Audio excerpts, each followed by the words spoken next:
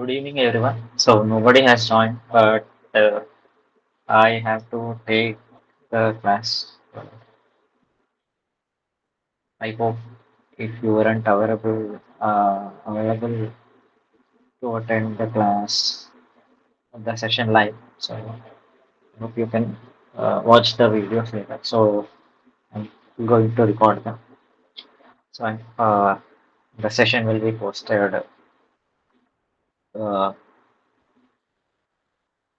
in the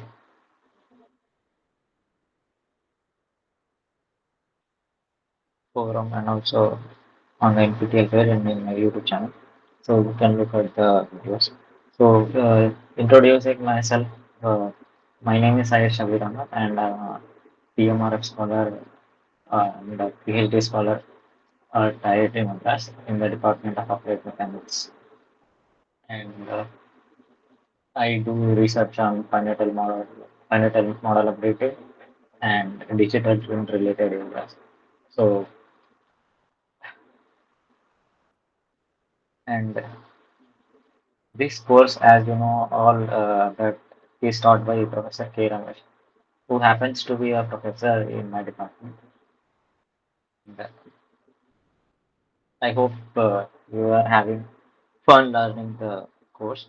So if you have any questions regarding the course, lectures and assignments, you can post it in the discussion forum and ask here in the uh,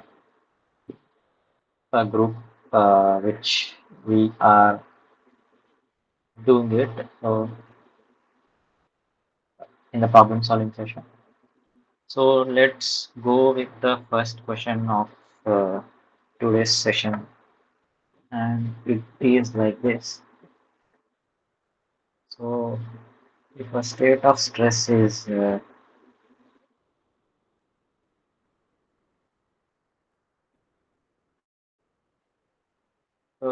given the Mohr circuit, you have to find out the state of stress.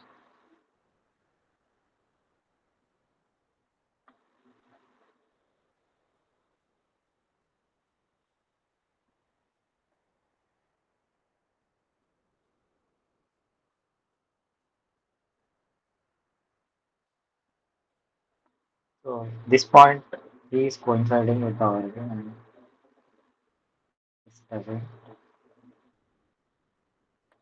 It's normal stress axis and this is shear stress axis, as you all know. So, as you can see here, that this is, let's say, sigma 1 is 0, and say this is sigma 2 and this is, sorry, this is some value, let's say some sigma, and this is 0, and there are no shear stresses here. That's why I am writing it as sigma 1 and sigma 2, which also means that these are like constant stresses. So there is only plane along one, sorry, stress along one plane, and in the other plane, uh, it is 0, given that this is a diagram for 2D Mohr circle. So this is the state of stress for this is uh, this state of stress depicts a uniaxial stress state. Stress is there only along one plane, on one plane, and in the other plane, stress is zero. Uniaxial stress.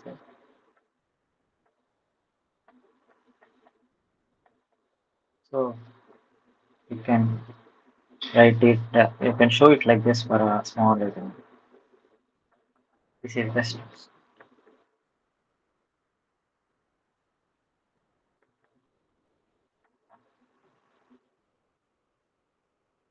Next question leads to this part.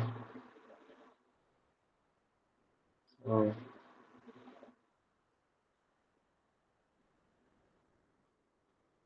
I have a state of stress like this.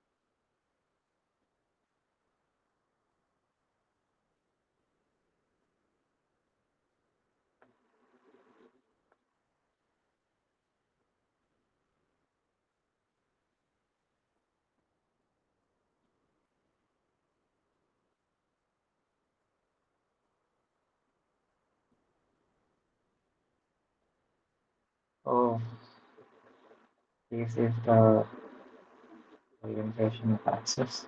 And we have this as 100 MPa R1 stress. This as 20 degree, 2020. This as 50 MPa. Yeah.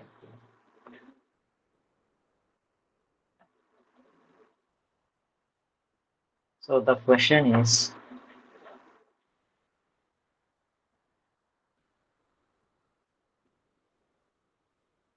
find out the radius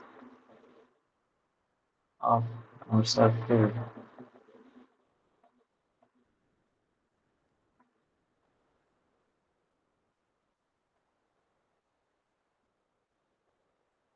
for this state of stress.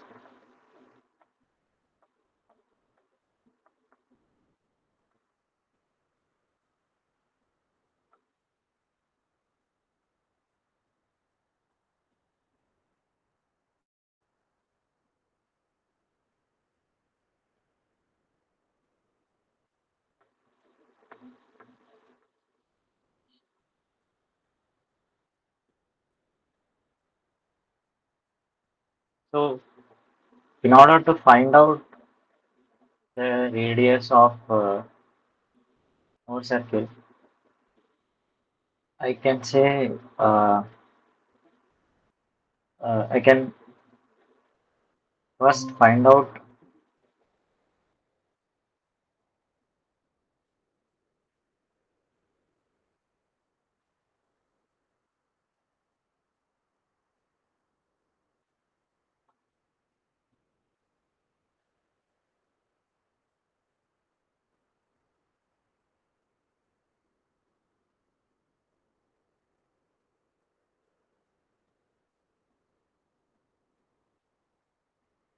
hi Disha, can you hear me?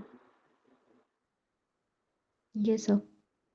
Yeah, okay. So I was just recording, so nobody joined. So okay, I just explained one thing, one problem. You just look into this. So I have drawn a Moore circle here. This is the first question which we are discussing today. So this is the state of stress or a Moore circle given, and the question is, what does it represent? So as you can see, there are 2 points A and B, which are the each point on a Moore circle represents a plane. So at this plane, there is some stress, which is, let's say, sigma. Sigma 1 is equals to sigma, and at this plane, there is no normal stress. And at both of these points, shear stresses are zero. So that's why whenever you see this kind of Moore circle, this is called as a uniaxial stress state, and this is the stress state uh, when it is drawn on a small element. So for this is the Moore circle. So this is the Moore circle for this. Yeah.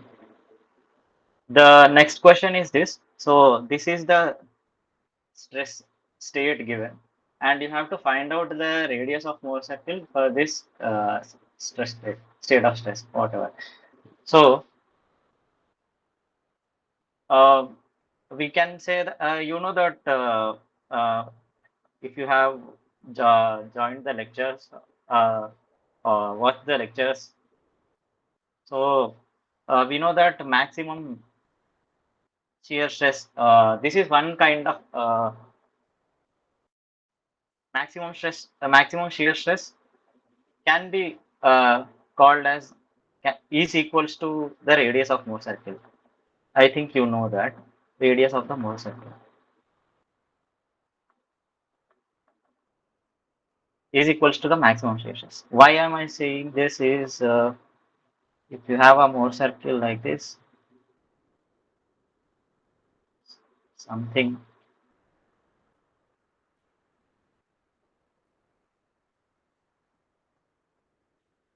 So this is the maximum shear stress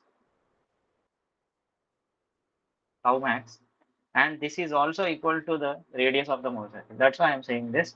So this can be given by sigma 1 minus sigma 2 by 2, and where sigma 1 and sigma 2 are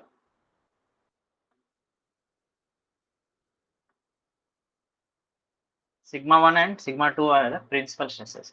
So basically sigma 1 minus sigma 2 gives you the diameter of this circle divided by half, which divided by 2 gives you the radius of Mohr circle. So this can be explained like that, and we know that this can sigma 1 and sigma 2 can be written as sigma 1 comma sigma 2 can be written as sigma xx plus sigma yy by 2 plus r minus root over sigma xx minus sigma yy by 2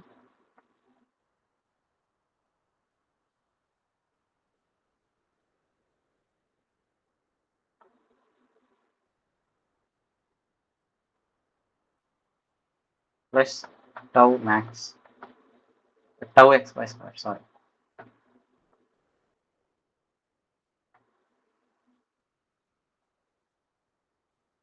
tau x again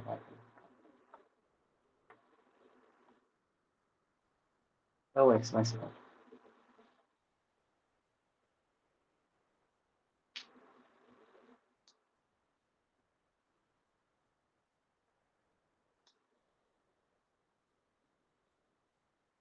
So this is the formula sigma 1 comma sigma 2. Sigma 1, for sigma 1 this is plus, and for sigma 2 this is minus.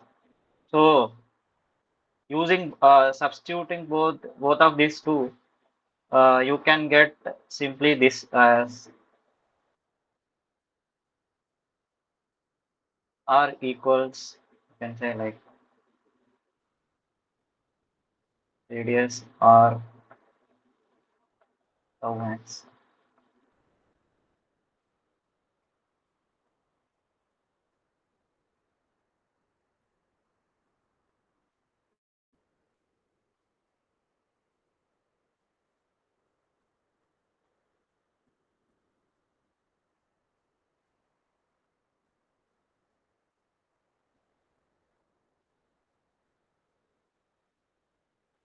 If you substitute this here, you will simply get this. After simplifying, you will simply get this. This is the radius of the motion. So here we have sigma xx as 50, sigma xx as 100, and sigma yy as 50. 100 minus 50 by 2 whole square plus tau xy is 20 here. So if you calculate this thing, you will get root over 25 square plus 20 square. We have radius of the Mohr circle or the maximum shear stress equals to 32.01. Let's say 56 megapascal. So this is the radius. So you have uh, we have calculated the radius of the Mohr circle for the given state of stress. So do you have any doubts? You can ask me.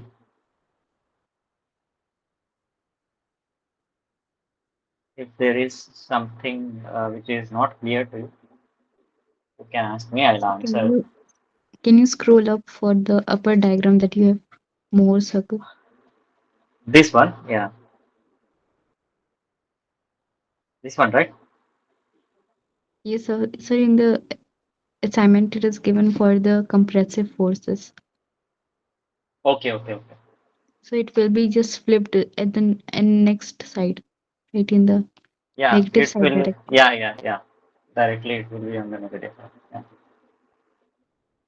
That is also a uniaxial state of stress, but that is like compressive stress. So instead of this, it will be like this, or you can also denote it like this also.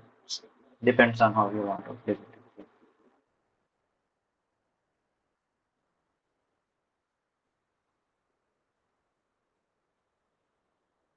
You don't have any doubt in this, right? No, sir. Okay, so we'll move to the next question.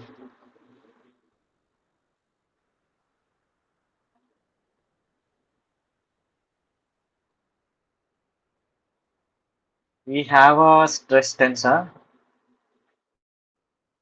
which is sigma ij, or we can say sigma ij equals to 18, 0, 24, 0, minus 50, 0, 24, 0, and 32. So in this, we have to find out what is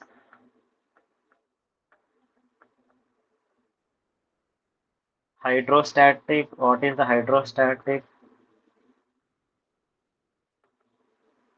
stress component, and hydrostatic, or also you can say it spherical stress, and deviatory stress component. We have to find out both of these things. So any stress tensor, any stress tensor can be divided into spherical stress. I'm just writing it as a okay, spherical stress tensor and also a deviatory stress tensor. So it may be a bit uh, difficult for you to know how this comes. Maybe uh, if you go to higher studies, like you take theory of elasticity or some other subject, you will go deep into this. And but the thing is, the spherical stress tensor gives information about the volume change, gives info about change in volume, change in volume of the body, and this gives the information about change in shape or distortion.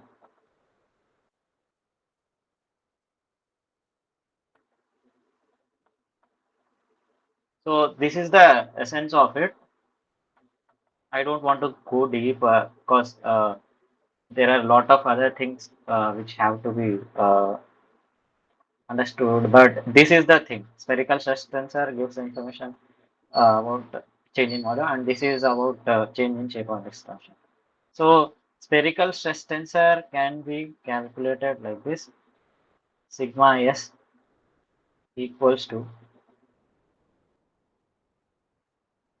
sigma xx plus sigma yy, or else I'll just write like sigma m 0 0 sigma m 0 0 0 sigma m. Here sigma m is sigma xx plus sigma yy plus sigma zz by 2 by 3. So here this is sigma xx, this is sigma yy, and this is sigma zz. So you have 18 plus of minus 50 plus 32 by 3, and which will eventually give you 18 plus 32 is 50, 50 minus 50, and sigma m is 0. That's why the spherical stress tensor can be given as 0 0 0 0 0 0 0 0. So this is the spherical stress tensor. Now coming to the deviatory stress tensor, it can be just calculated by subtracting the spherical stress tensor from the given stress tensor. Given stress tensor is sigma ij, and the spherical stress tensor is this, which we have calculated. So we have 18 minus 50 and 32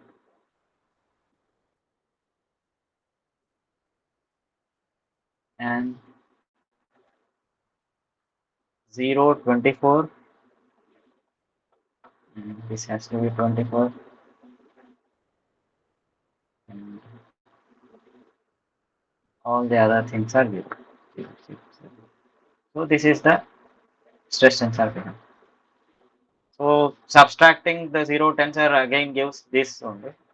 So this is the deviatoric stress tensor. I'll just write it again.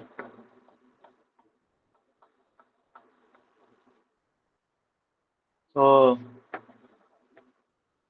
the deviatoric stress tensor is same as the given state of stress.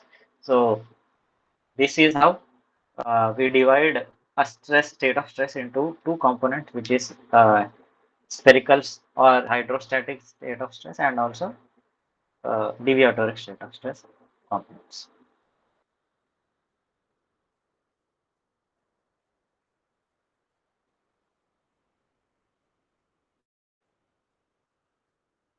Yeah,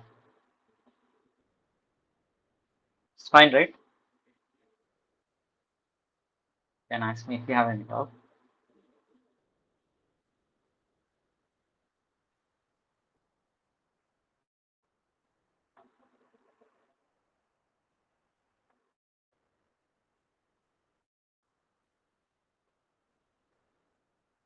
So what is the first?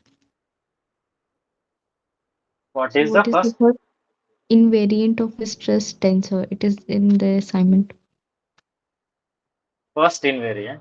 So first invariant of a stress tensor is sum of all the principal diagonal elements. We have a question for that. Okay. I'll explain everything how you are going to do that. Don't worry.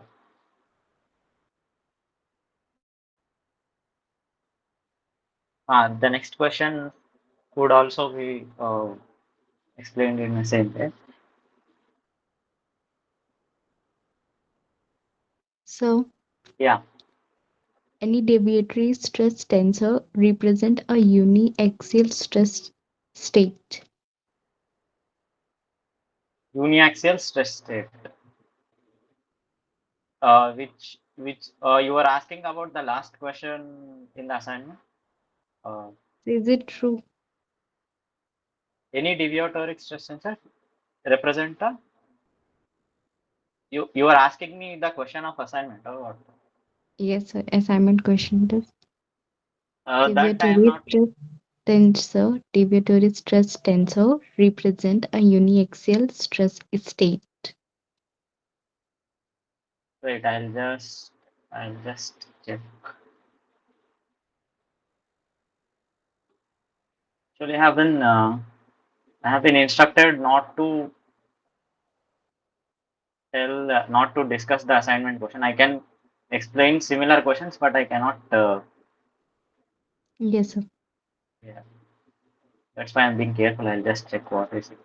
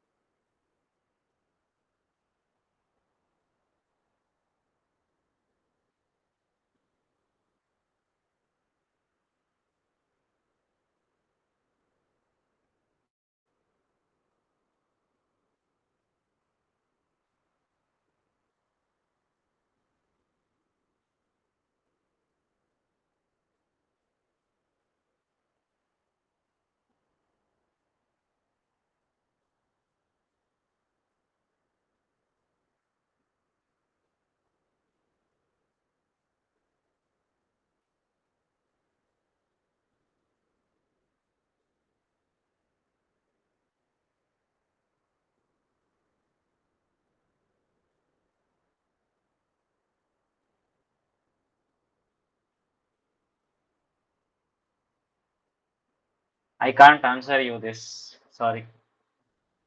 Just watch the lectures and yeah, just watch the lecture and you can make some.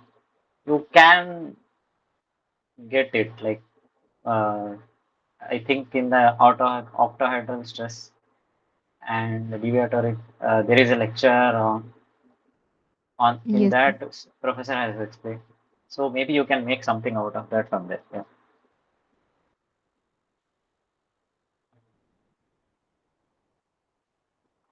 Take the recording. Yeah.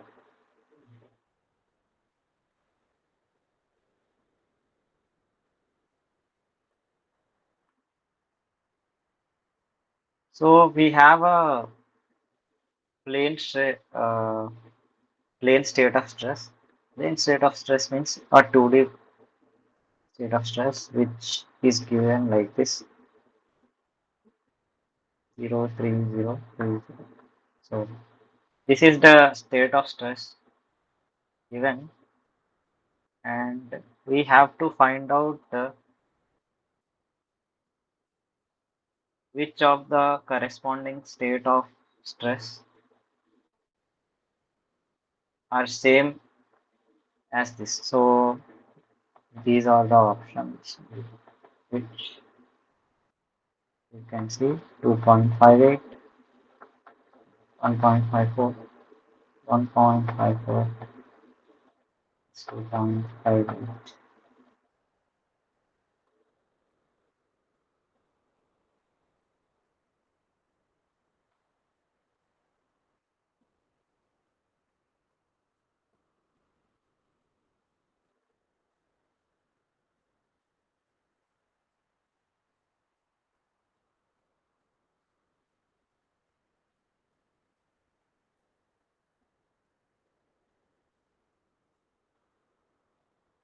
This is like this.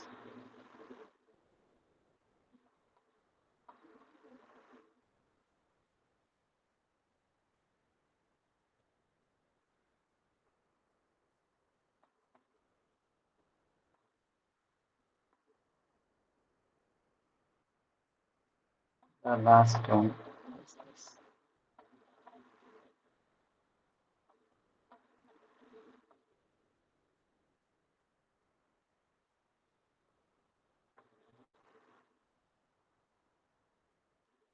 So if there is any stress tensor,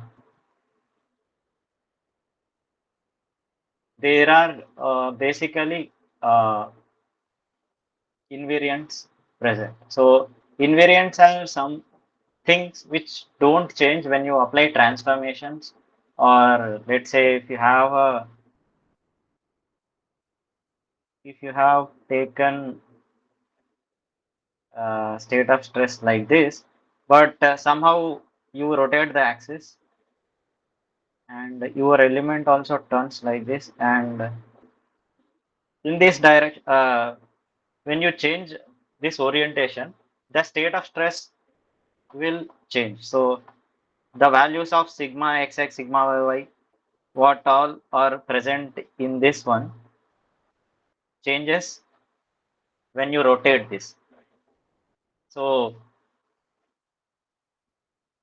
when there is rotation or any transformation has occurred, the thing with this tensor is there are some properties of this tensor which doesn't change, which are those are called as invariant. So here for a 2D, just a minute,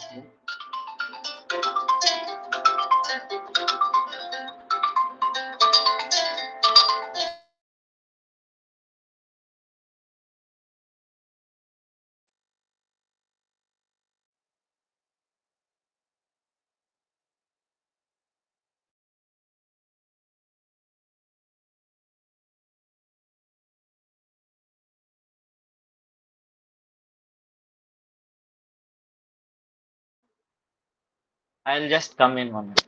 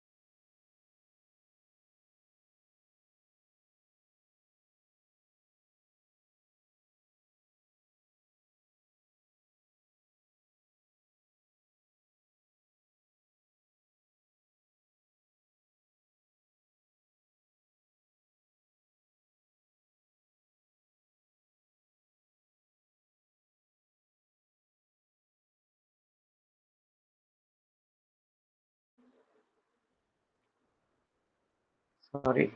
Uh, I'm back.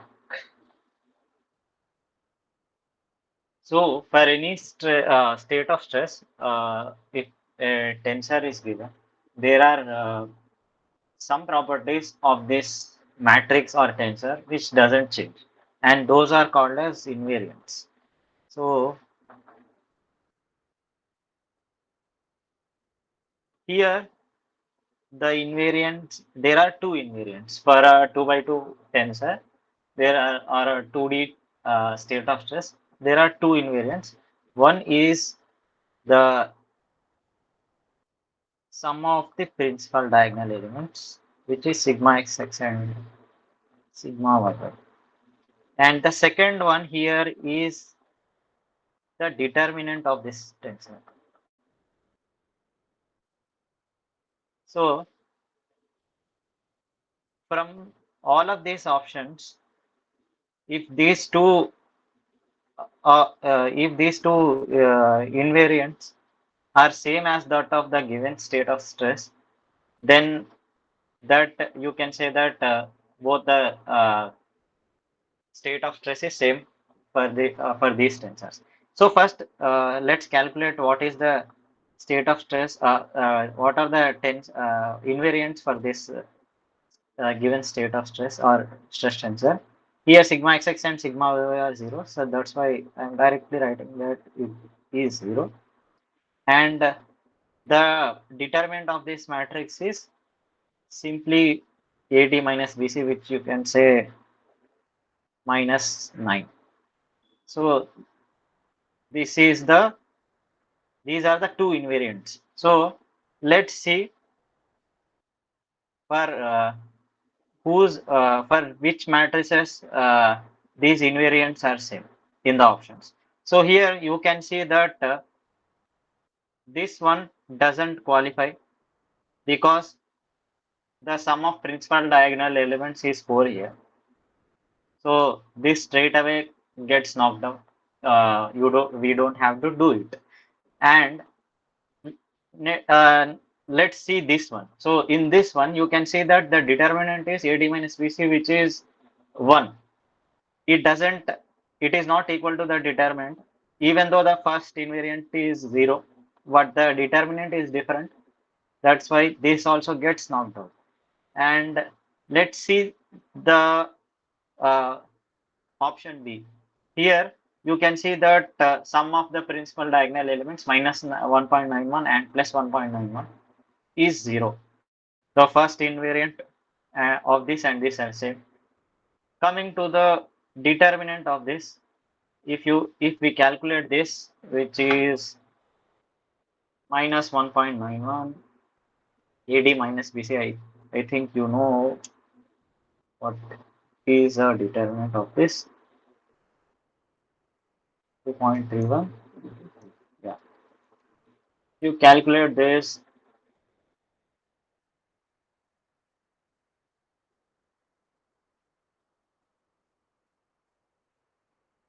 we will get minus 8.984, which is nearly equal to 9. So both the first invariant and the second invariant are matching. So the invariants are same as I said for any state of stress when some transformations are applied. So this and this stress tensors denote the same state of stress. And let's check if this one also satisfies. As you can see, plus 2.58 and minus 2.58 will give the first invariant as 0. And let's check the second invariant, which is the determinant of this matrix, 2.58 into minus 2.58 minus 1.54 into 1.54 will get minus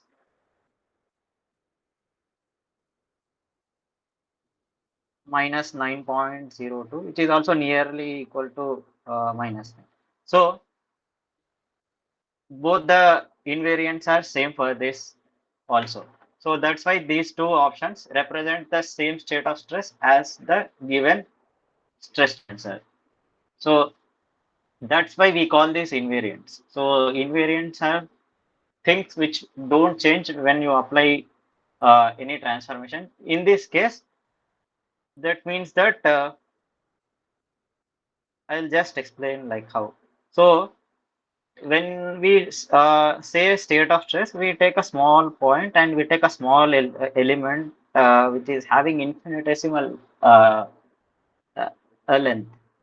But we take this element in certain Cartesian coordinate system like this.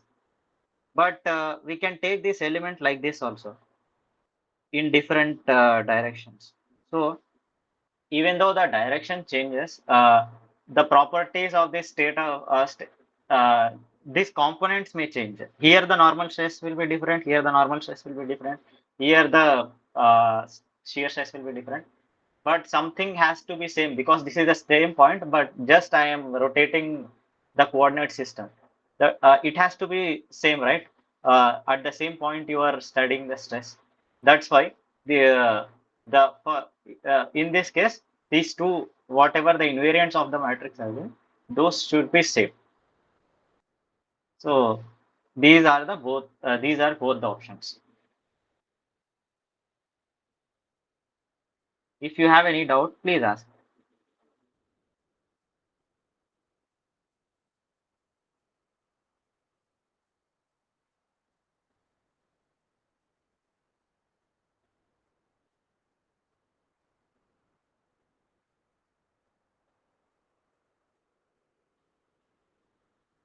Okay, we will go to the next question,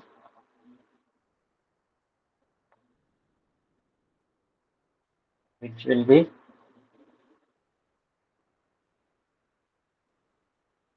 we have a stress tensor.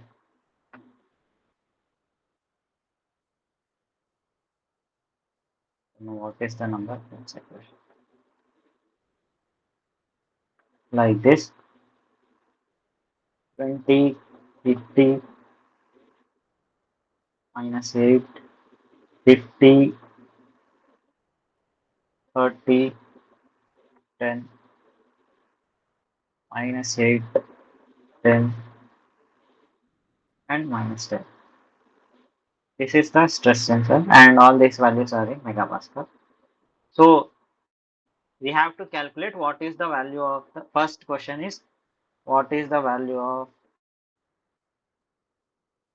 first invariant? Value of first invariant.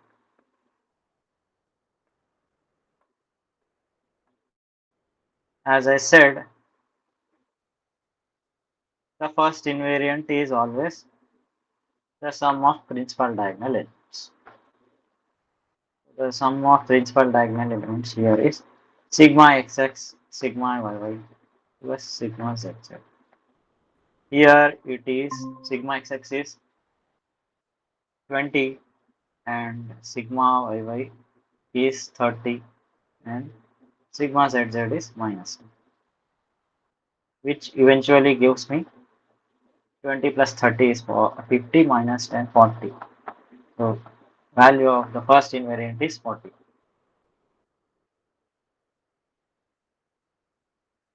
The second question is what is the value of the second invariant? Since this is a 3D state of stress, second invariant.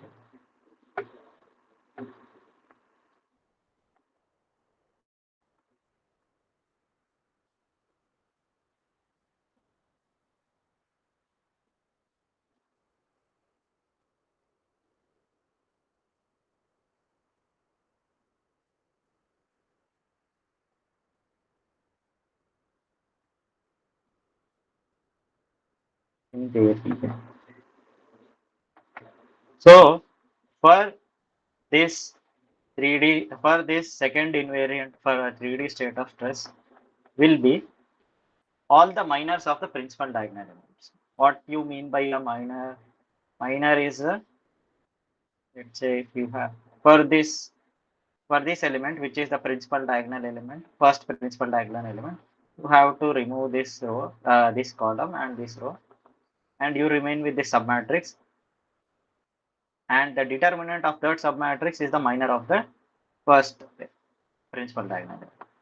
So it will be equal to 30, 10, 10 and minus 10 plus sum of all the invariants. As I said, if you remove for the second element of the principal diagonal element, the invariant will be removing this row and this column in which this is present. You will get 20 minus 8 minus 8 and minus 10.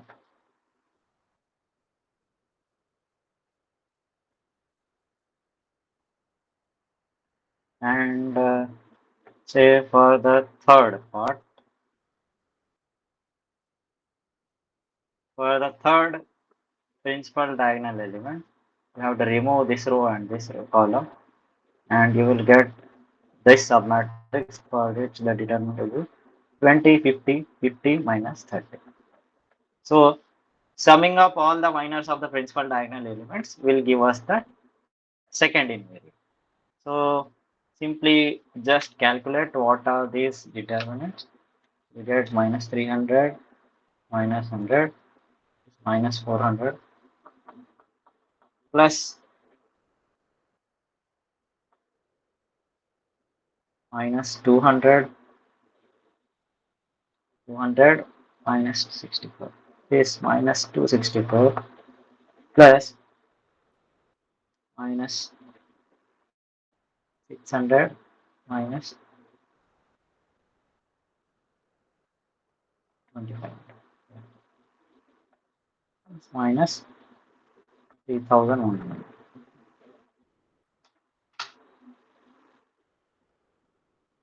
So you sum this,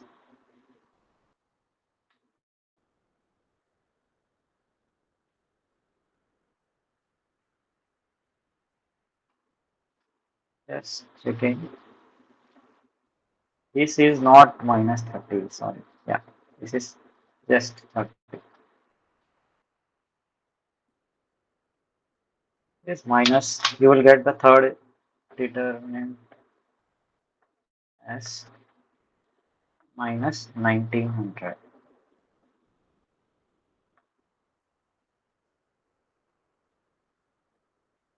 So let's sum all the values of these minors. We will get minus 2564. So the value of the second invariant is minus 2564. This is the answer. This is how you calculate the second invariant. And coming to the third invariant. Third invariant, or in the 2D state of stress, as you can see that the second invariant was a determinant. In the 3D state of stress, when it is given, the third invariant is the determinant of the matrix. So let's calculate the determinant of this matrix given, which is 20, 50, minus 8, 50, 30, 10, minus 8, 10, and minus 10. For this, we have to calculate the determinant.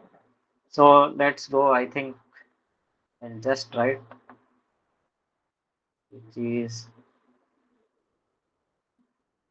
minus 300, minus 100, plus 50. I think you know how to calculate the determinants. Minus 500, minus plus 80. Yeah. Minus 8 into 500 plus 240. So 20 into minus 400 plus 50 into minus 420 minus 8 into 740. Saying minus 8000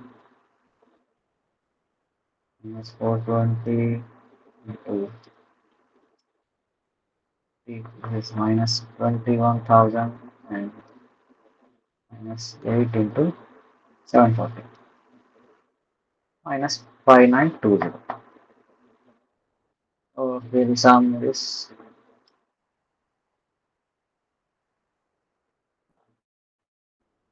value of the determinant or the third invariant will be minus 34,000.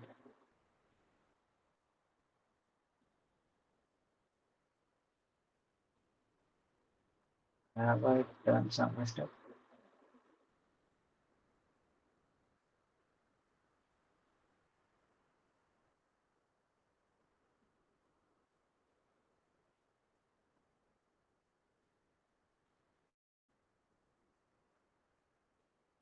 Sorry. This is minus.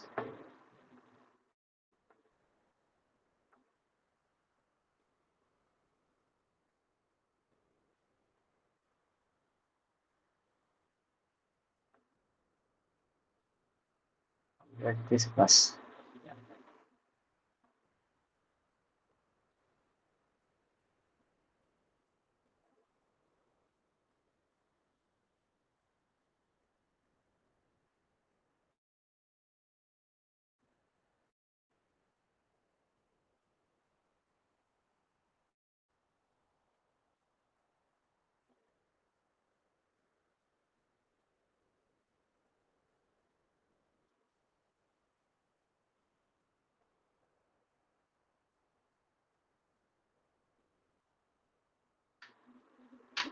The value of this will be 7086. Yeah, this is the third invariant. So I think you know how to calculate this invariance from this question which we have discussed. First invariant is the sum of all the principal diagonal elements. Second invariant is the sum of the minors. As I have shown you how to get the minors. And the third invariant is the determinant of this matrix. Yeah.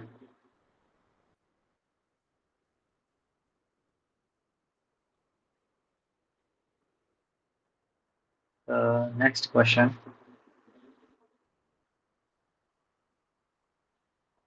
The next question is, what is the maximum shear stress at the maximum shear stress at this point for which the state of stress is given like this? What is the maximum shear stress? We have to calculate the maximum shear stress. Is maximum shear stress.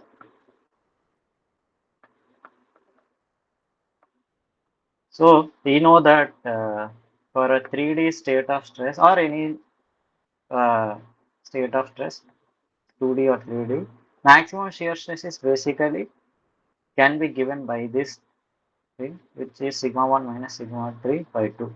So sigma 1 is the major principal stress and or the highest value of principal stress which you get, and this is the smallest value of principal stress which you get divided by 2. So for this uh, state of stress which is given, we have to find out the principal stresses.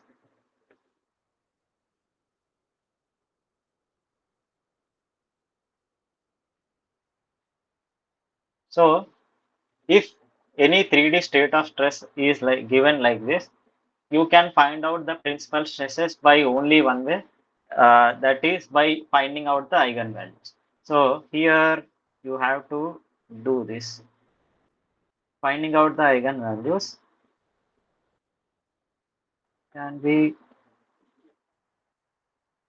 done like this. I am just directly giving it. So sigma minus lambda I. So lambda I, let's say lambda is the eigenvalue here, and the determinant is the determinant of this whole thing should be 0. So we have 20 minus lambda, 50 minus 8 50, 30 minus lambda, 10 minus 8 minus 10 minus lambda.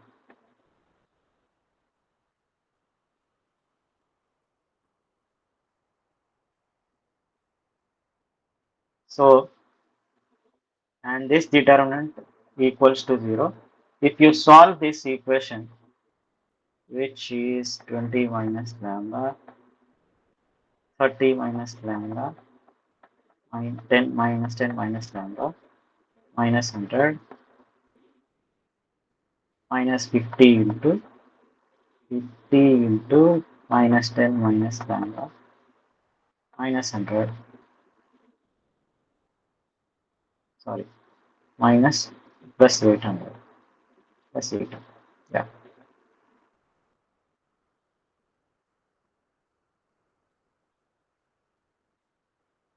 500 plus 8 into 30 minus lambda. So if you solve this, you will get for this you will get a cubic equation, and you can solve this, or this is one way of doing it. But since we have calculated the invariants, uh, that's why we don't need to do this hard task of calculating these things. So please mute the mic. Yeah.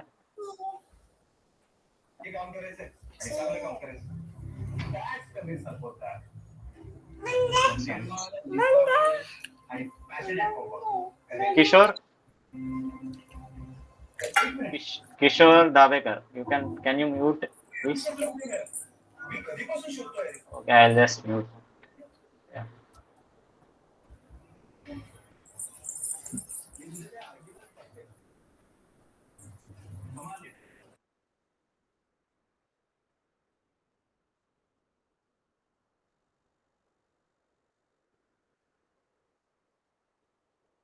So since we have calculated the invariants, so there is a very simple equation which is lambda cube minus I1 into lambda square plus I2 into lambda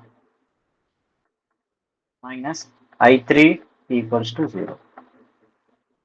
So this is the same equation. When you simplify this equation, you will get the same equation. Since we have calculated the invariants, each single invariant we have calculated. That's why we don't need to go through this again. Lot of calculations you have to do this. You will, but after simplifying this, you will get a cubic equation which will resemble like this. And the coefficients of this terms in the equation are I1, I2, and I3. So I1 and I2, I3 is the are the things which we have calculated. So we have lambda cube minus I1, which is 40, 40 lambda square, and I2 we have calculated as we have got the value minus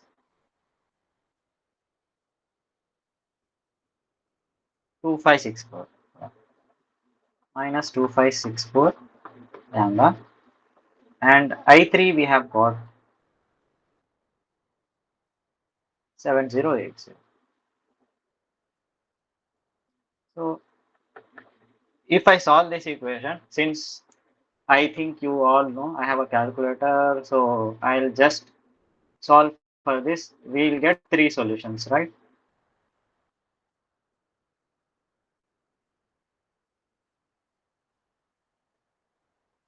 Let's see what are the solutions.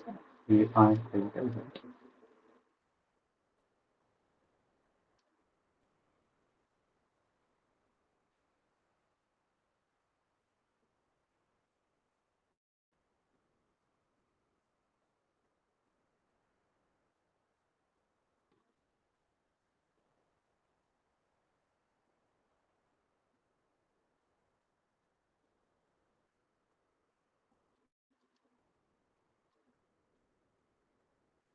to do it as well. So first eigenvalue, or I'm just writing it as uh, okay, let's write it as lambda. First solution is 7.299 megapascal.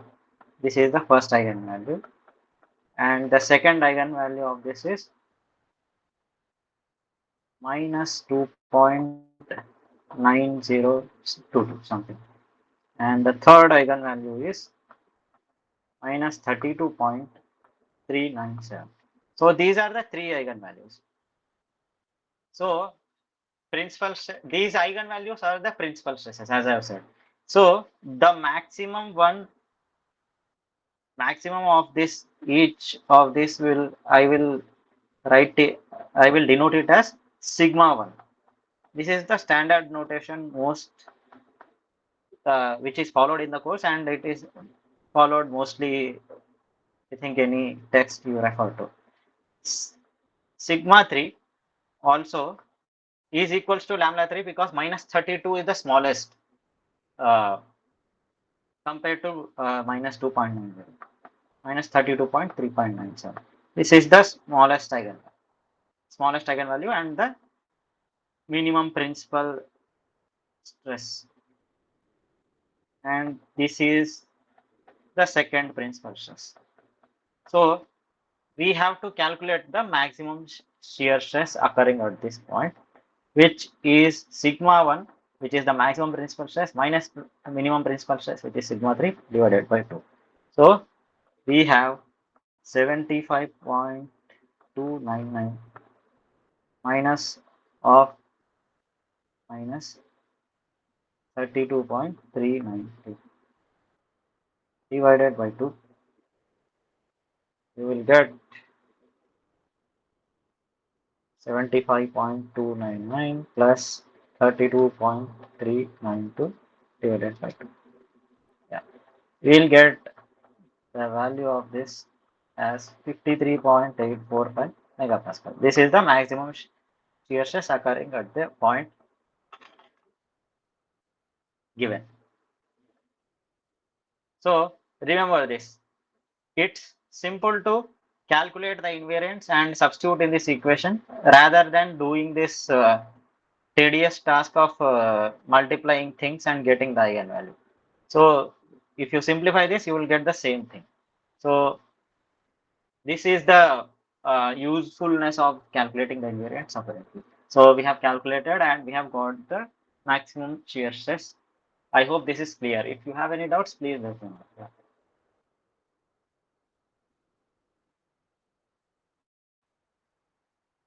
I hope there are no doubts. If you have any, please ask. Don't hesitate.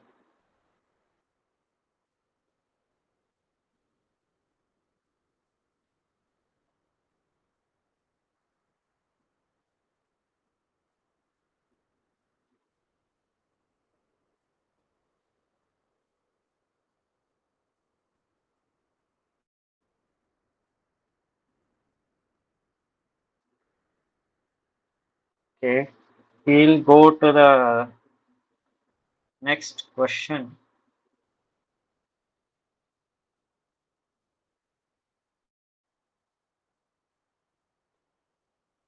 As I said in the last lecture also, if somebody has attended this lecture, somebody has attended the session, this thing, more circle is very, very important when you go for a competitive exam like GATE, and also if you are planning to go do any uh, higher studies, to go for NTech or MS or a PhD. Uh, if they want to test your aptitude, this is a very good area to ask questions, and most of the questions are asked also because it is very easy to get tricked in this part. So, and there is, it is easier to trick you, and so if you are very good at this, then it means that you understand a lot of things correctly, because it is interlinked with every part of the course which you study. I guess when you complete the whole course, you will get a bigger picture of things. So,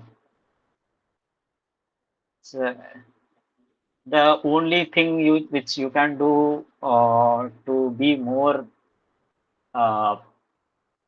uh, what you can say perfect, become perfect in this thing, or very strong in this thing, is doing a lot of practice on different kinds of different types of questions. So uh, I hope this session helps you in that regard.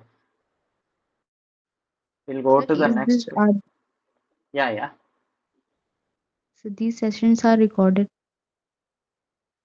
yeah. These sessions are recorded, and I think the link of the sessions is also shared with you, right? You know, you know that this is the link is shared with you.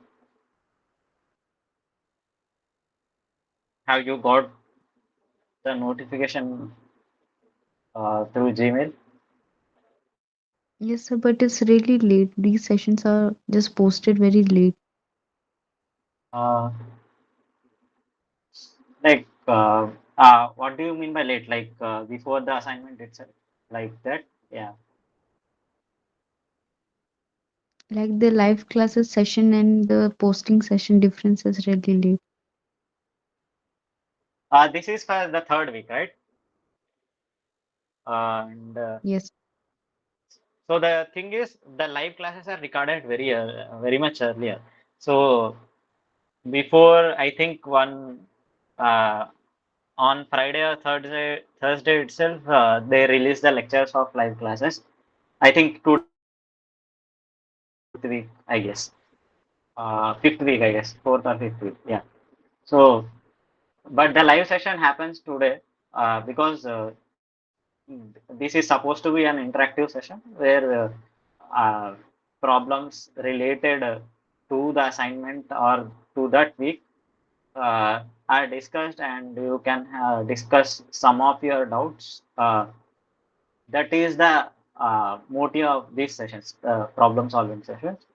So it is just an aid to help you solve the assignment questions which are given.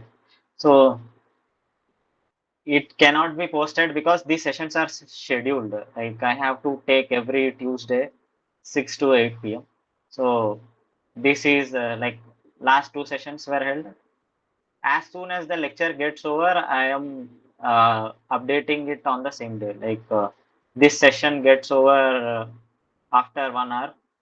I just post the link in the uh, uh, folder which is given. I think you can see the Google sheet which is given, or you can directly go to the my YouTube channel, and you can see the session. So as soon as the session gets over by, I think, 10 to 11 p.m. Um, it gets updated whenever the session happens. On the same day, the session recordings are posted. That's why the time is a little bit late, because we have to conduct the session and then we have to upload it. So you can find it like it takes a little bit of time to process and upload it on YouTube. That's why like it takes around 2 to 3 hours.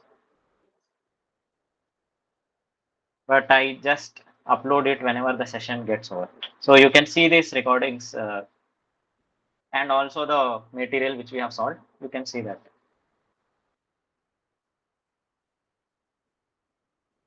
See that.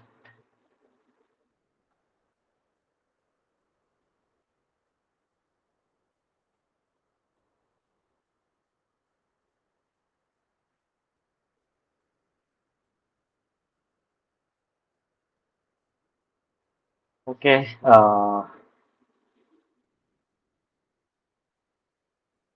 We'll continue with the Kishore. Are you there, right? I hope you can hear me. There, I hope there is a Yes, network. yes, I am here. Okay, okay. So you can mute. Yeah. So the next question is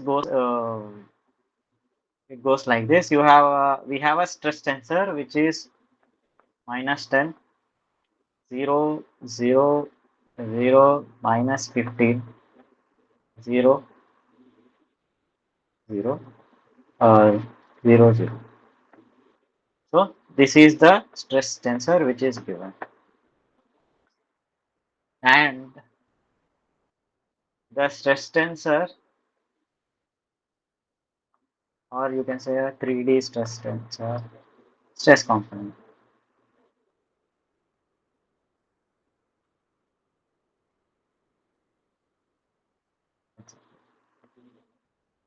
This is the thing which we have given, and here we have to calculate the maximum shear stress at this point. The first question is calculating the maximum shear stress.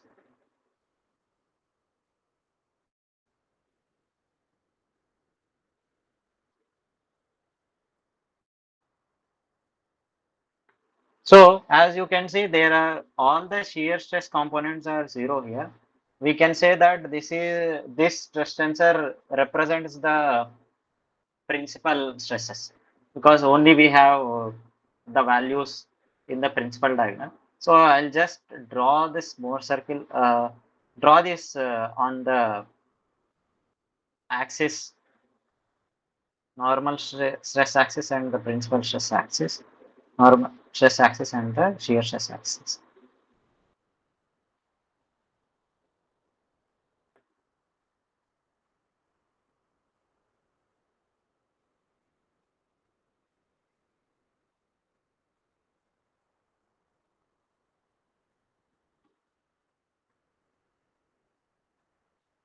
So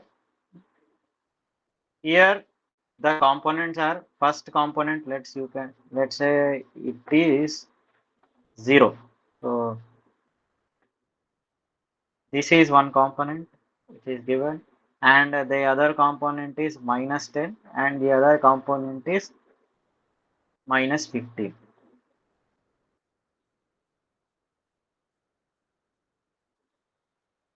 So this is 0, this is minus 10, and this is 15. So here the maximum principal stress is sigma 1, this is sigma 1, and this is sigma 3, and this is sigma 2. So maximum shear stress, as I have said,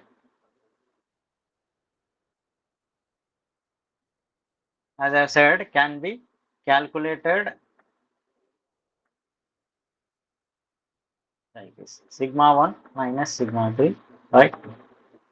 So 0 minus of minus 15 divided by, which gives me 7.5. This is the maximum shear stress. This is how we calculate the maximum shear stress, which is 7.5 megapascal. The second state of the the second question in this is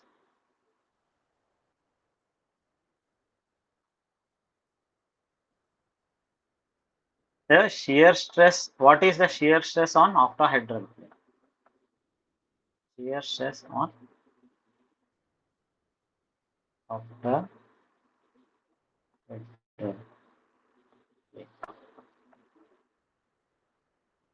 So I hope you have watched the lecture. In that, professor explains like that octahedral planes or the planes, octahedral planes are the planes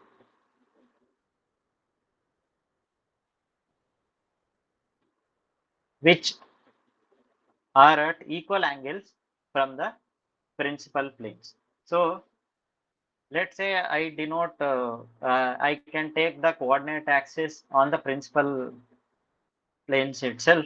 Let's say this is sigma 1, this is sigma 2, and this is sigma 3. And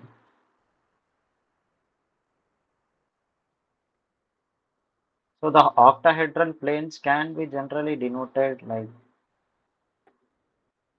this. So there will be 8 such planes which make an equal angle with the principal planes. So on each octant there will be a plane like this. So there will be 8 such planes. So let's let I hope you have got this formula in the lecture itself, in the lecture where professor has discussed octahedral stresses.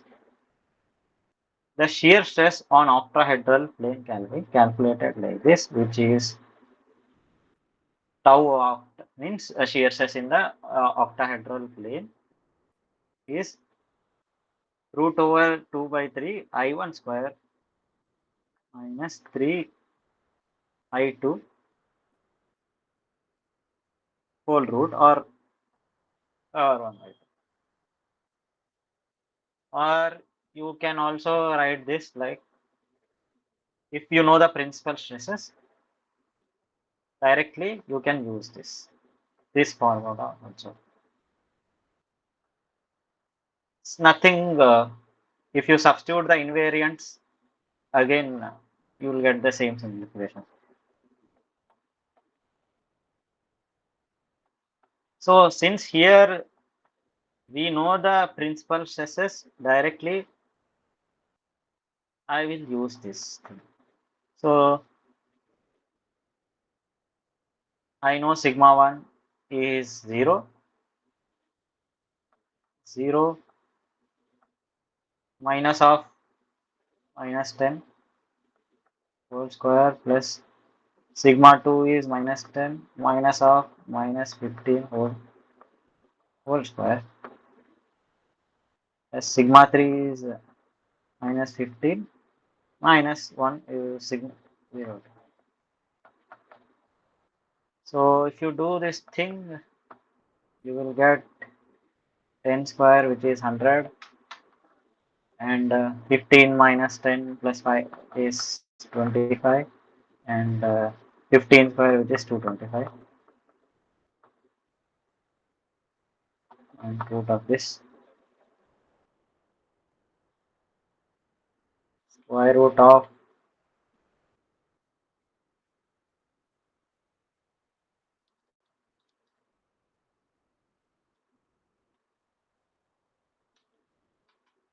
so the octahedral shear stress. To do this, you will get 6.236. So megapascal. This is the value of octahedral shear stress. And the next question which we have to solve is, what is the value of normal stress on octahedral?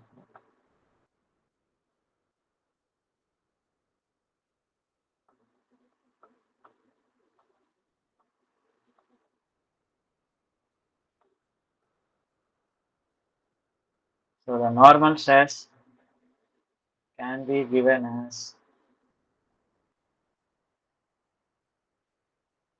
sigma of 1 by 3 I1, or you can say this is the first invariant. You know the principal stresses or any, nothing doesn't matter. Like I1 is simply sigma 1 plus sigma 2 by 2. So here we have sigma 1 is 0, sigma 2 which is minus 10, and sigma 3 which is minus 15, and you have minus 25 by 3.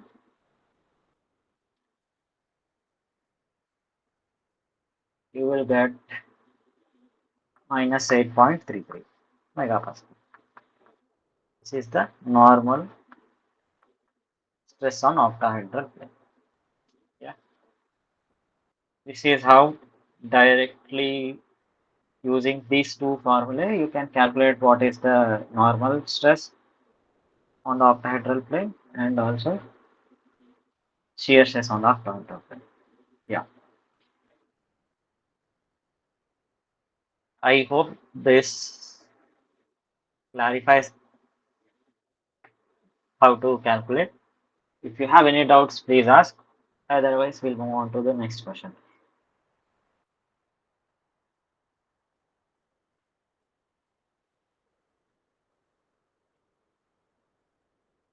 Okay. So I'm just, Can you scroll to the first part of the question? yeah, yeah,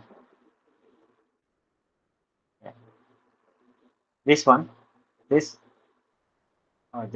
this one, yeah. This one, right? Yes,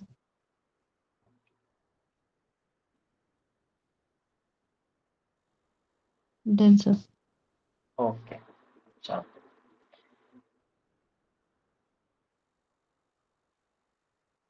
so the next question is like this. Again, we have a stress tensor, which is minus 40, 72, 32, 72, 80,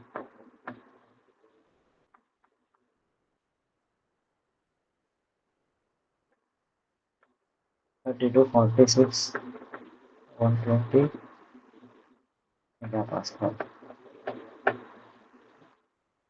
This is the state of stress at a point in a material which is given to us, and in this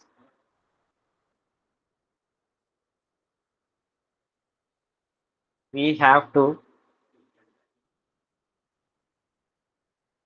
find out the components of traction vector. So I guess you know the traction vector can be calculated like this: the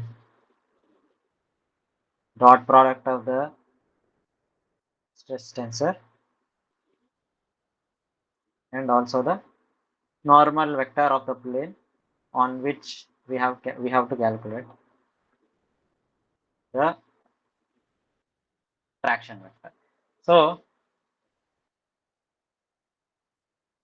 he has given a plane for which we have to find out uh, uh, the normal vector. So he's saying the question says that you have to calculate the traction vector on a plane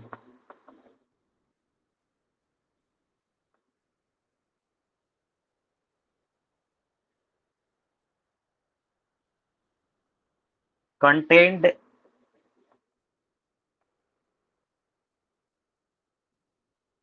in the positive octane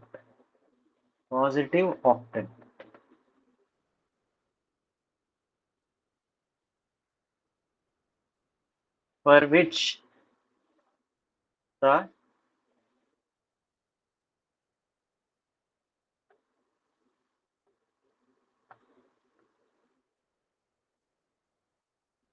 for which the outward normal of the plane, outward normal, has inclinations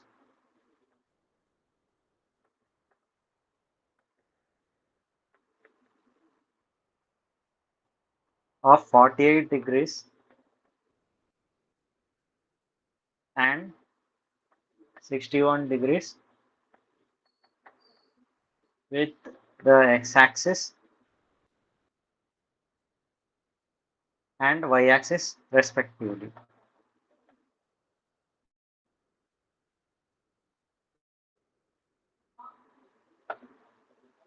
So he has not given this normal vector, but he is giving the angle of the. So he's saying, okay, we'll I'll just address whatever the things which I said in this. So he has told that this stress tensor, this we have to calculate the stress tensor for the plane,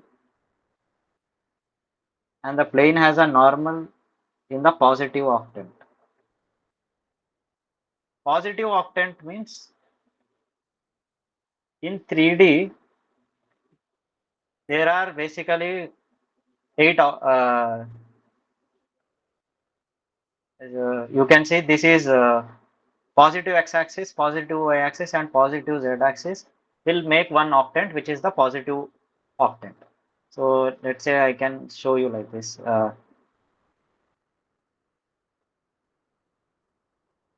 and so this entire thing,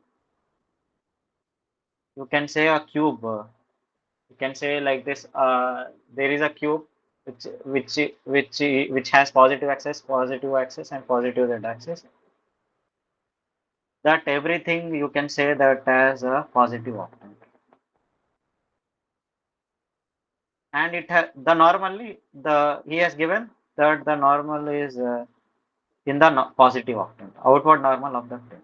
So let's say there is some plane. I'm just drawing it. Don't take it like an exact thing, but and this plane has a normal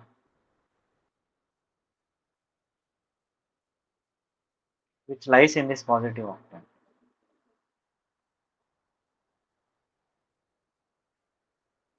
and it is making some this normal is making some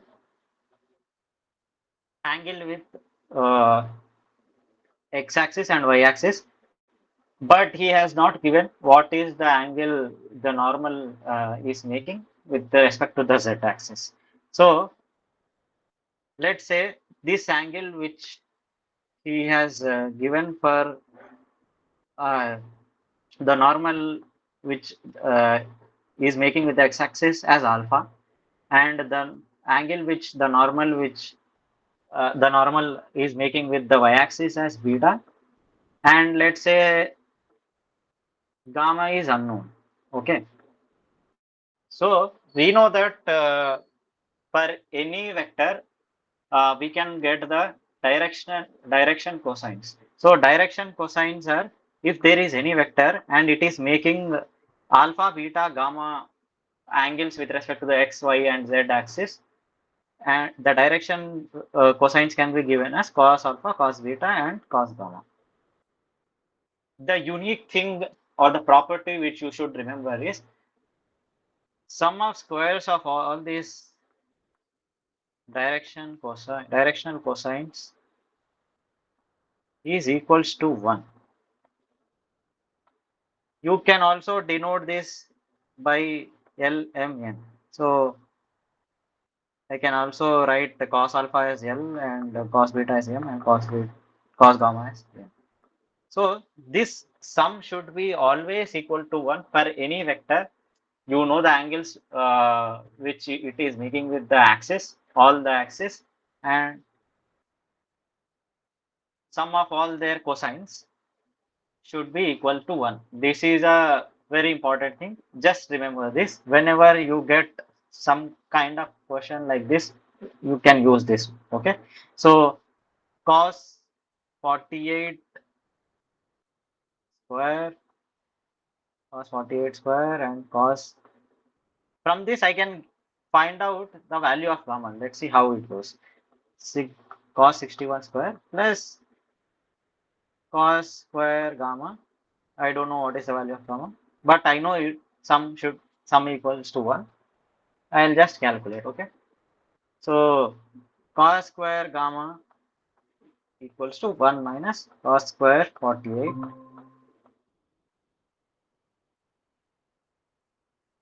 minus cos square 61. Just do it. I hope you all of you are using your own calculators and solving simultaneously. Often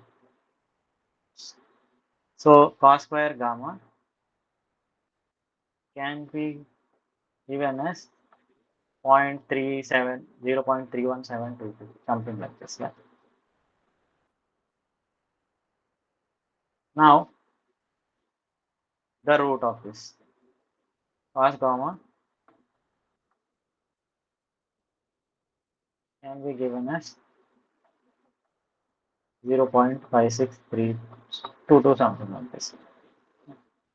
Now cos inverse of will give me the value of gamma.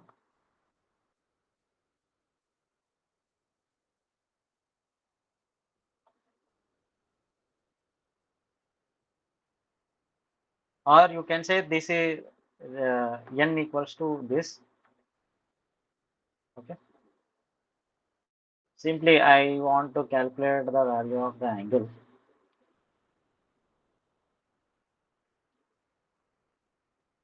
This value of gamma is 57.72087 degrees. Yeah. So this is the value of gamma which we can calculate from this. And okay.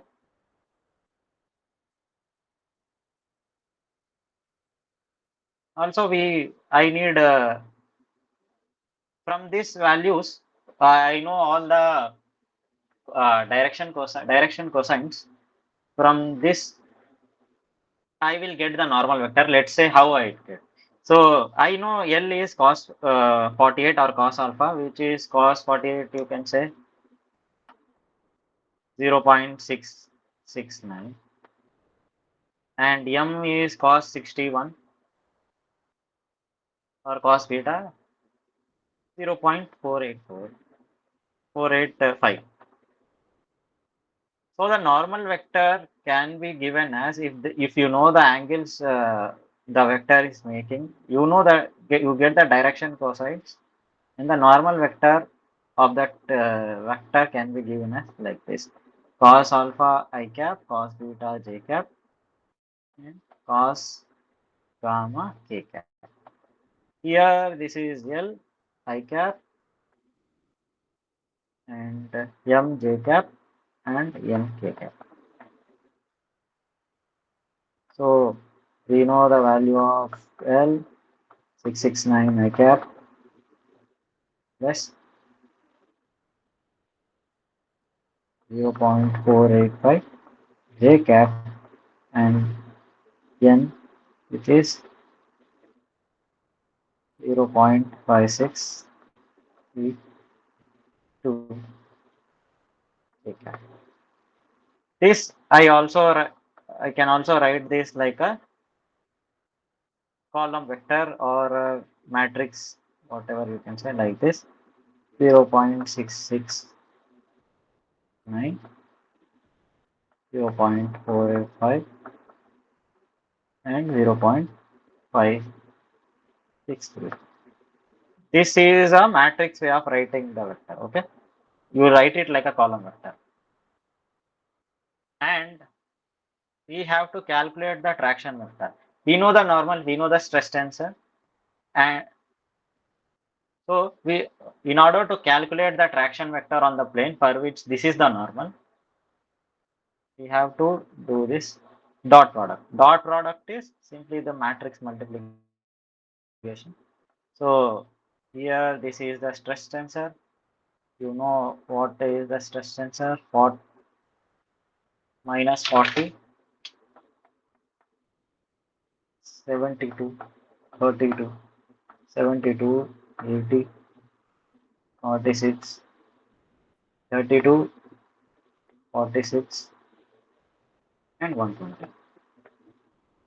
If you do this multiplication, this is the dot product. Yeah. So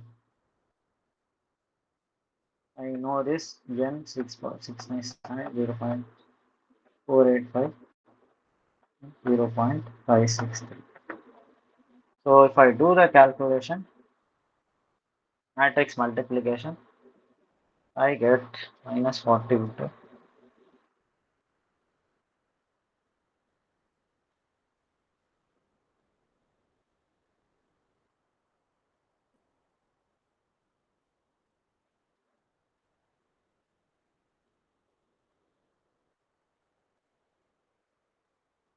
48 plus 72 into cos theta.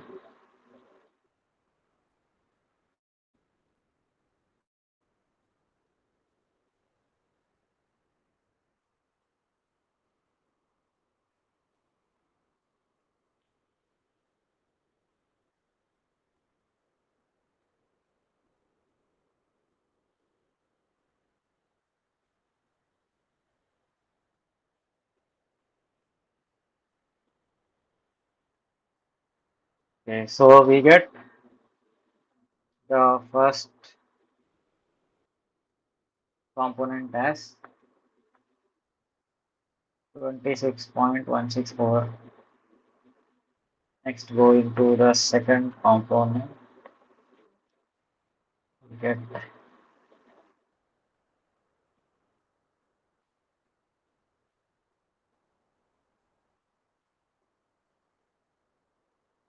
112.871. And the third component,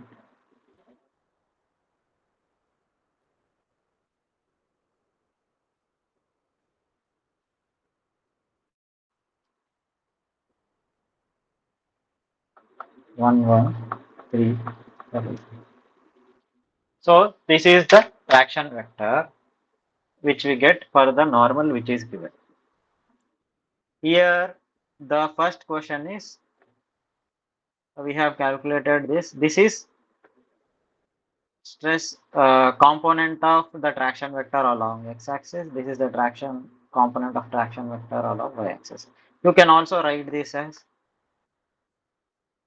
like this: Tx I cap, Ty j cap, Tz k cap.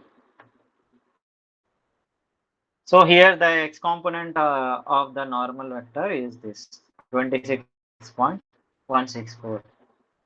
The y component component of traction vector along y direction is this 112.871, and we have the component of traction vector in the z direction, which is 11.113. Okay. Now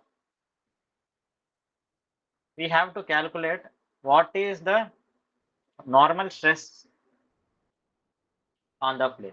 So normal stress can be calculated sigma m by using the dot product of the traction vector and the normal itself. So we know the traction vector. I'll give two words, you can write it like this: traction vector is 26.164 I cap plus j cap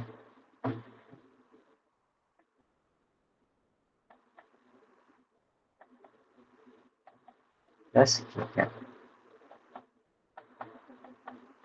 And we know this is the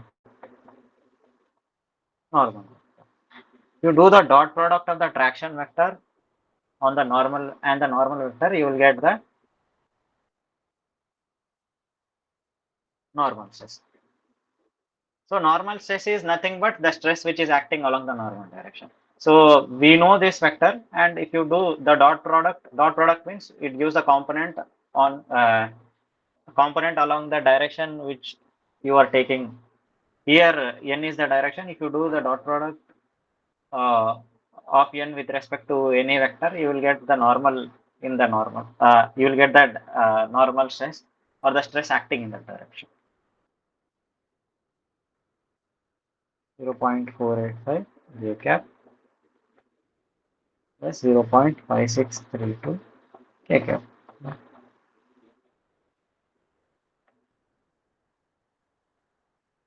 So I know how to. I think all of you know how to do this dot product. Or the other way of doing this dot product is, I can also write this in matrix form.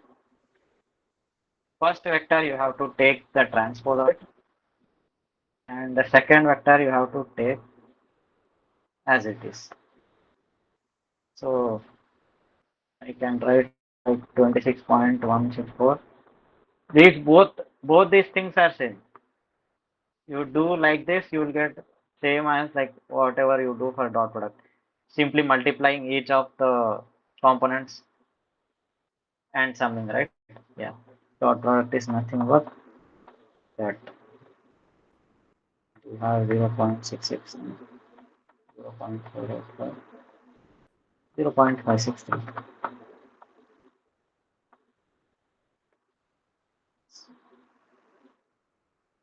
So I do it, just calculate what takes it.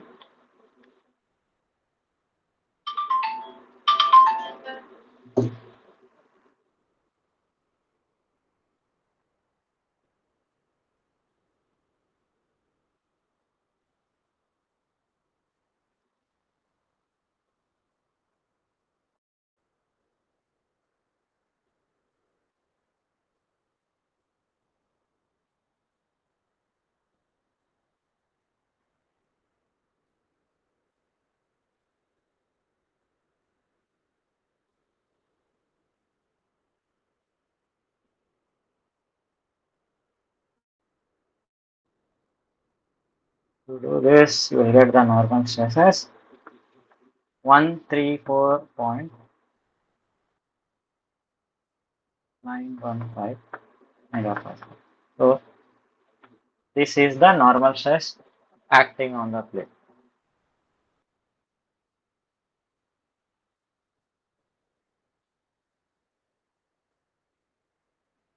Now we have to calculate what is the tangential stress acting on the plane. So this is the plane. We have calculated the normal stress and we have to calculate the tangential stress acting. So this can be found out if we know the traction vector magnitude should be equal to sum of the magnitude of normal vector square plus of the active shear stress. So using this formula, I can calculate like this. I know the normal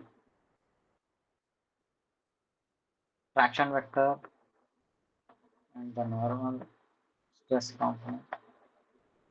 So let's first calculate the traction vector magnitude. So magnitude can be given as, I think you all know, it is taking the magnitude of vector means sum root over sum of squares of all the components. Just take 6.14 square plus 112.871 square plus 111.8 square. I have this value as 160.66 megapascal. This is the magnitude of traction. So now 166.66 square and minus 134.915 square. So if you do this,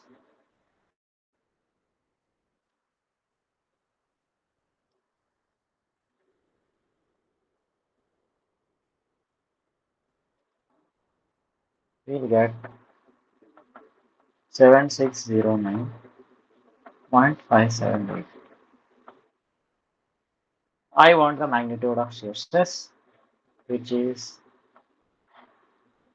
root over 7609.578, which will give me the shear stress component or the magnitude of shear stress on the plane as 87.238 megapascal.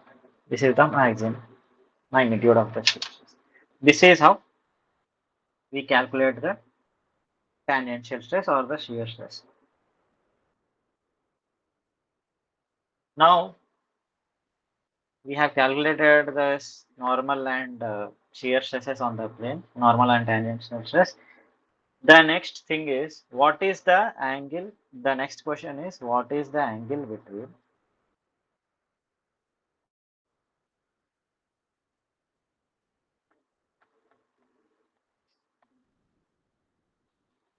stress vector,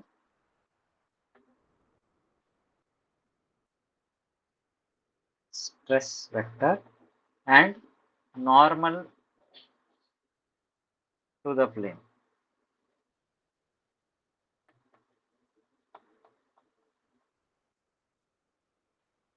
in degrees? This is the next question. So we have the plane, we have the plane like this.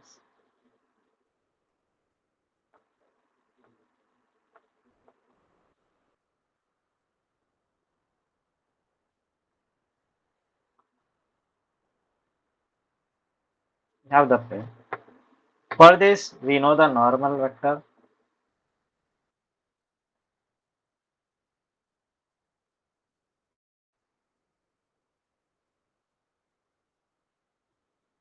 Normal vector of this plane. And we have also calculated the traction vector. So traction vector, let's say traction vector is okay. This is better, I think. Let's assume this is the normal vector, and this is the traction vector. We have calculated the traction vector also.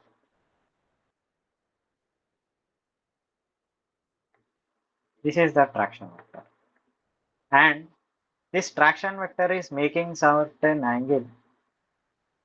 Let's say theta with the normal of the. We have to calculate this angle. So if you know any two vectors, in order to calculate the angle between them, I know n is this. We have calculated n, and this is the traction vector.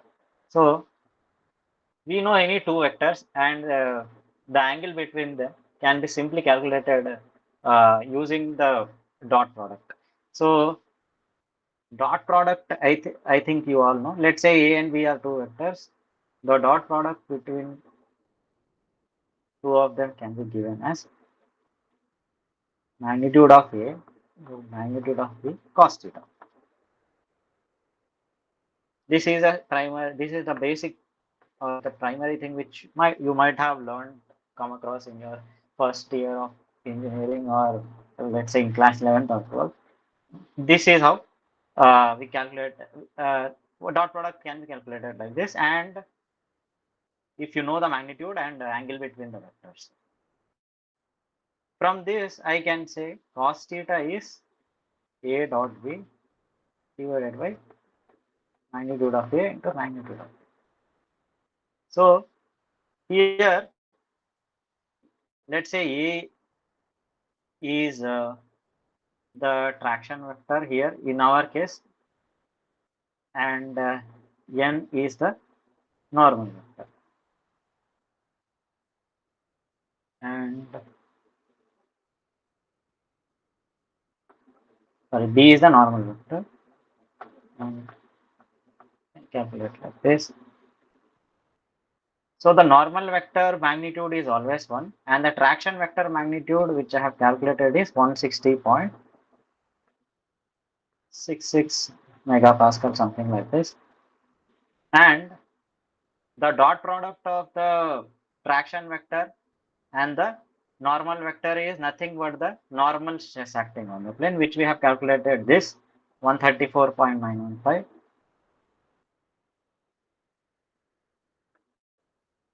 This is equals to cos theta. So if I do this 134.915 divided by 160.661, I'll get 0.83975. And if I take cos inverse of this value, cos inverse, we'll get the value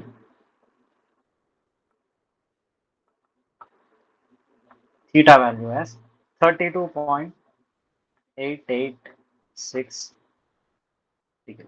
So this is the angle which the makes traction vector makes with respect to the normal vector. This is how we calculate the thing. So this has been a very long question. Given there is a state of stress, we have to calculate the traction vector first. First, we have to calculate the normal vector. Normal vector using the directional cosines. Two of the angles which the normal makes with respect to the x and y axis is given. We don't know gamma. Using this uh, property of direction cosines, that sum of squares of all the direction cosines should be equal to 1. We calculate the value of gamma, and from that we get the normal vector. And in order to get the traction vector acting on the plane which is having this normal, we do the dot product, we get the traction vector, and from the traction vector we have to get the normal vector acting on the plane. We have to do the dot product with respect to the normal. You get the normal vector, and using this uh, formula again, magnitudes, sum of squares of traction vector, sum of squares of traction, normal vector and shear uh, stress components is equal to uh, magnitude of some square of the magnitude of traction vector. You get the shear stress component. And finally, it has been asked what is the angle between the stress vector and the normal to the plane, which is n cap, and that is theta. And finally, we calculate it like this. So this is the whole flow or the process which we go through. So I guess this is clear, like how we are solving the problems, and you take this whatever you have learned here to solve the assignment 3.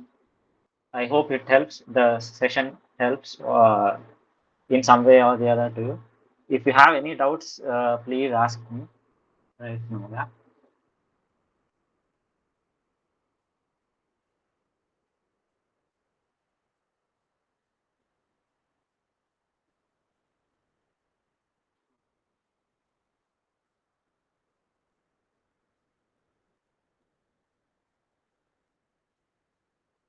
We have solved a few problems today. Let's let's see some. We have a few minutes time. I'll just give a few questions to you. Let's see how have you.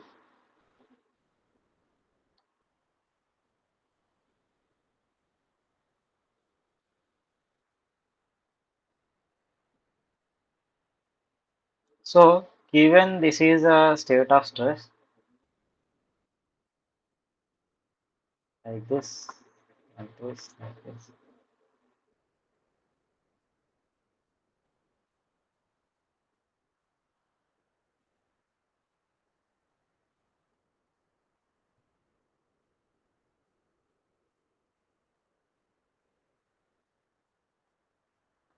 All the values are sigma. Can you tell me? And there is no shear stress. Can you tell me how will the Mohr circle of this looks like?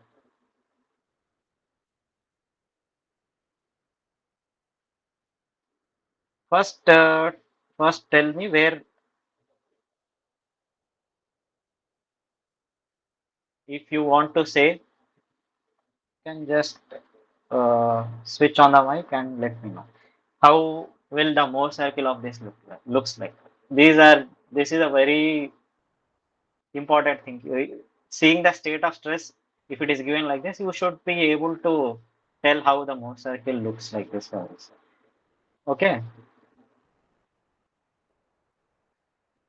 Does anyone want to tell? Like,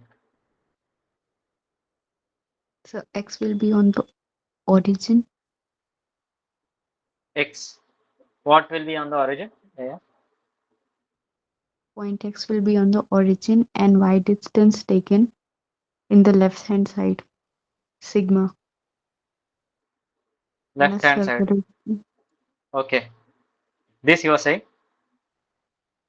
Yes, sir. In a circle. And you have to draw. You have two planes, right? You have to denote two planes, 2 points. We have 2 points, right? From that, we have to calculate. It is shear plane. No, no. What? What?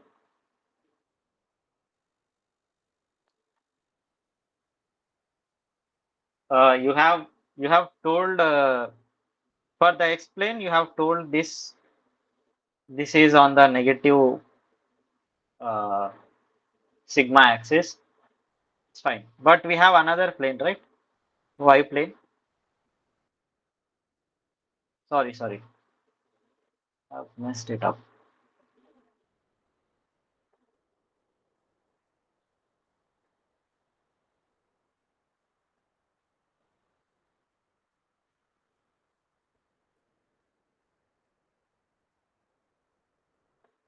This arrow. Let's say first we will look at this. So for this plane, as you can see, this plane, these are called Y planes basically. The stress acting is tensile stress. So this will be on the positive side of the sigma axis. And this is also sigma. So sigma, sigma. So the center of the circle will be on the origin, and you will draw the circle like this. Yeah. This is how the Mohr circle for this looks like. Let's say if I have a state of stress like this, sigma, sigma, sigma, sigma, sigma.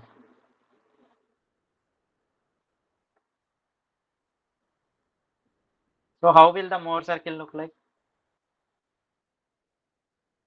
Both are compressive on the x and y plane.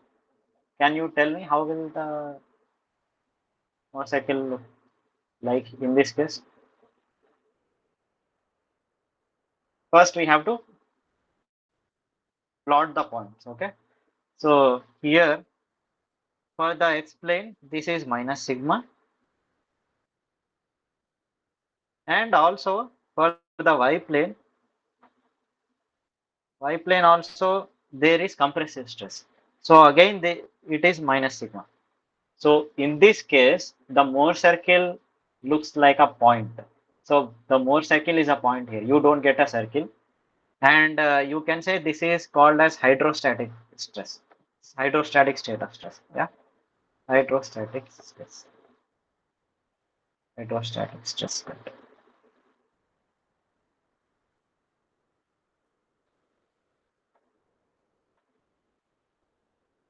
Let's say if you have tension on all the planes like this,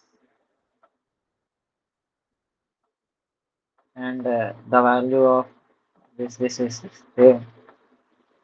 The Mohr circle for this will be on the positive sigma axis. Again a point. You can also call this also as this thing. Yeah.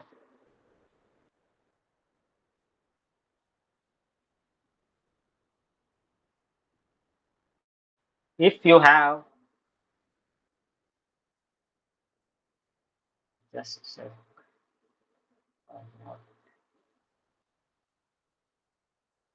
okay. If you have a state of stress like this, only shear stress is given like this. Let's say tau naught, what it is tau naught. Know that there are no. First we take explain. On explain the normal stress is 0, and the shear stress, and it is positive, and it is giving anti-clockwise moment. So I have to go in the negative side. This is the sign convention followed in the course, I believe, and you have to follow it. This is minus tau naught, and for the y plane also, the normal stress is 0, and it is giving a clockwise moment. That's why I'll take less tau naught. So I have these 3 points, and this is the radius, and using this radius, I can draw a circle like this. So again, the center origin is the center of this Mohr circle. So you can see this case and this case, you will get the Mohr circle. Mohr circle is same thing. So pure shear stress, pure shear state, and also hydrostatic stress state are similar. So you can just imagine like this: if uh, if you take the rotation of this plane like this, so you can just see that this shearing is taking this plane. This due to the shearing, this plane, this point is getting compressed here, and in this direction, due to the shearing, it is getting a tensile stress. So both of these are similar, just uh, there is difference in the configuration. So pure shear stress state and also hydrostatic shear stress. Sorry, these two are different. Hydrostatic stress is when there is more circle is a point on the more circle is a point. Hydrostatic stress state. So pure this is pure shear state. Pure shear state can be denoted like this first configuration or also this. So when there is when there is normal stress, a tensile normal stress in one plane and compressive normal stress of same magnitude in the other plane, you can say that as a pure shear stress. Yeah. So these things are very important.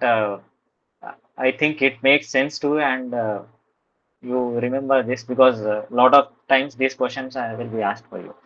So, so I think we are good with this session today.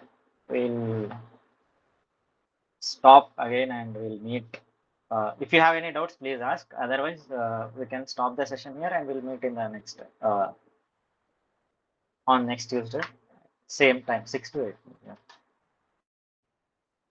Do you have any questions?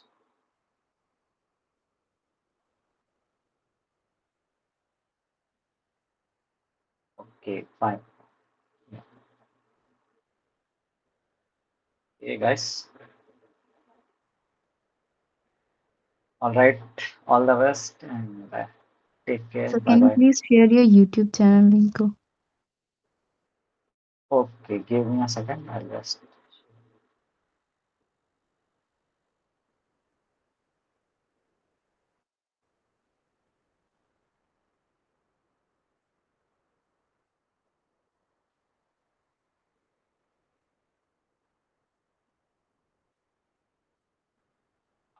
Uh, I hope you have understood whatever has been discussed in the class. If uh, give me feedback if you like if you have not understood any like you can openly give me feedback here because I too want to improve and make the sessions interactive and helpful for you.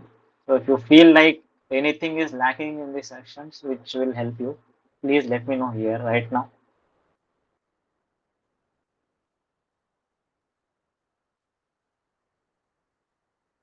Yeah. Can you see the link which I have shared in the chat box? This is the YouTube channel. Yeah. Okay.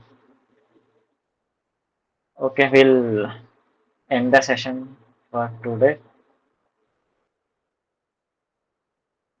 It's fine. Yeah, if it's fine, you can leave. Or you can, if you have any doubt, you can ask. Pratik. Hi, Pratik.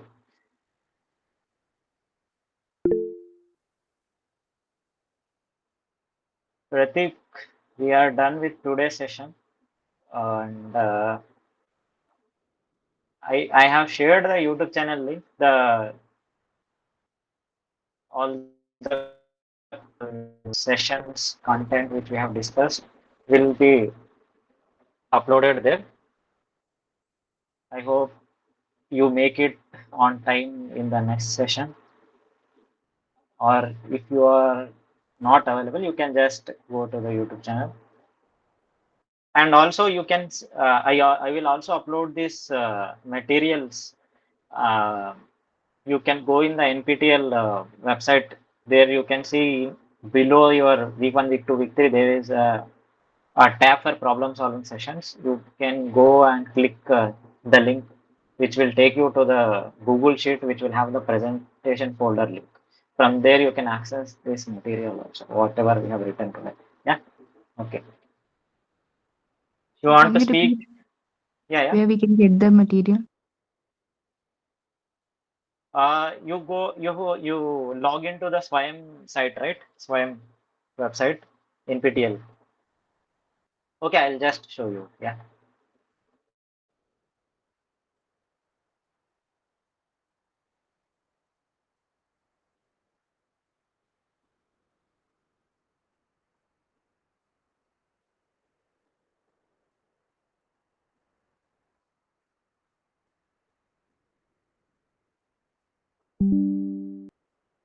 See the screen, right?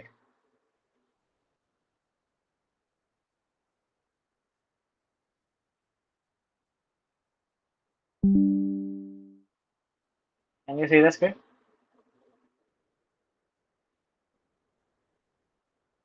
Okay. We go to Swayam.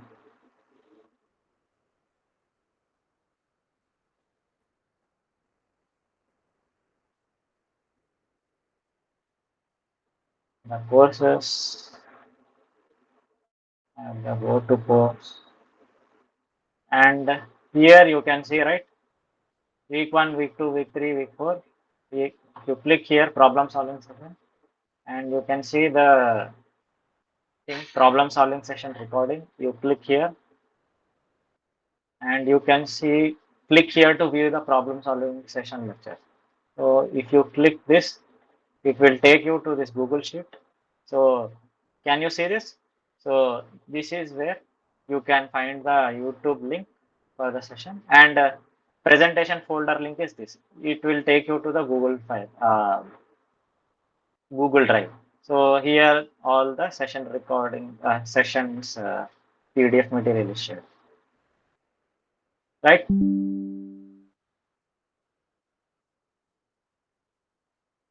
Okay. Yeah. Any more doubts? Okay. Pratik, you want to say something?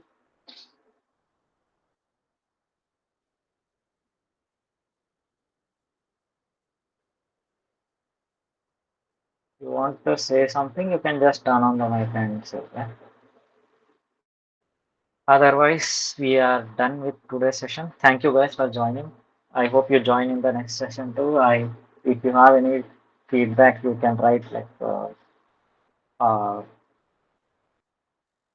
in the you. Uh, you are seeing the session. If you are seeing the lectures in YouTube channel, you can just comment there, or you can also message me on this. I'll share my email ID on the chat and share it here. Feedback. I won't mind feedback because feedback is good for every one of us if we want to improve ourselves. So don't hesitate to give any critical review of yours if you want to give any. Yeah. Okay. Can we end? You want? Thank you so. Yeah, thank you very much.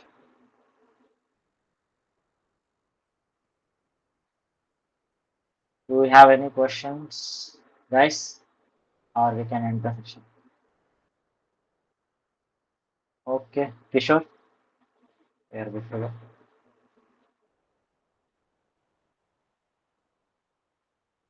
Okay. Good night. Thank you. Okay, okay, bye.